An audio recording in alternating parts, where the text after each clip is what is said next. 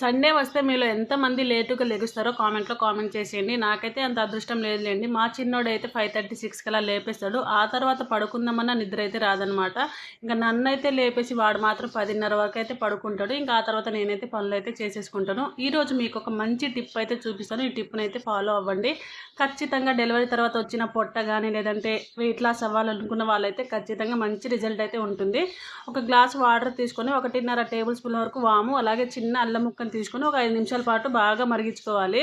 మరిగించుకున్న తర్వాత గోరువెచ్చగా అయిన తర్వాత మనమైతే ఇలా వడగట్టేసుకొని తాగామనుకోండి, ఒక 1 వీక్లోనే మీకైతే మంచి రిజల్ట్ అయితే ఉంటుందన్నమాట. నాకైతే డైలీ తాగడానికైతే అస్సలు కుదరదు పిల్లలతోటి. ఎప్పుడో టైం దొరికితే ఇలా అయితే తాగుతూ ఉంటాను. కానీ మంచి హెల్దీ జ్యూస్ అన్నమాట.